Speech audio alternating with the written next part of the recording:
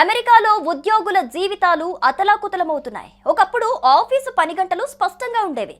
కానీ ఇప్పుడు 24/7 నోటిఫికేషన్లు, అర్ధరాత్రి మీటింగ్లు, ఈమెయిల్స్తో ప్రొఫెషనల్ లైఫ్తో పాటు పర్సనల్ లైఫ్ను సైతం అంకితం చేయాల్సిన దుస్థితి ఏర్పడింది.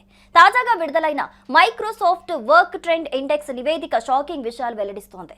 అమెరికాలో 40% ఉద్యోగులు ఉదయం 6 గంటల ముందే పని మొదలు పెడుతున్నారు. 29% మంది రాత్రి 10 గంటల తర్వాత కూడా లాగిన్ అవుతున్నారు. రోజుకు 117 ఈమెయిల్స్, 150 టీమ్స్ మెసేజ్లతో ఉద్యోగులు తీవ్ర ఒత్తిడి ఎదుర్కొంటున్నారు.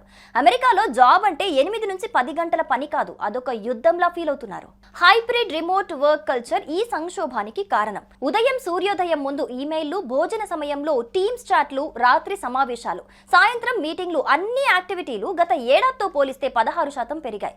ఇంత వర్క్ చేసి వీకెండ్స్ రిలాక్స్ అవుదామంటే అది కూడా సాధ్యం కావటం లేదు. ఫ్యామిలీ టైంకు టైమే లేదు.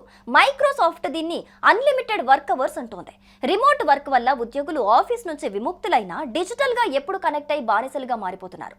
ప్రతి 2 నిమిషాలకు ఒక డిస్టర్బెన్స్, రోజుకు 275 అంతరాయాలు వ్యక్తిగత జీవితంలోకి ఆఫీస్ చొరబడుతోంది. ఈ టెన్షన్ కు చెక్ పెట్టకపోతే అమెరికన్ ఉద్యోగుల జీవితాలు మరింత సంక్షోభంలోకి వెళ్ళొచ్చు.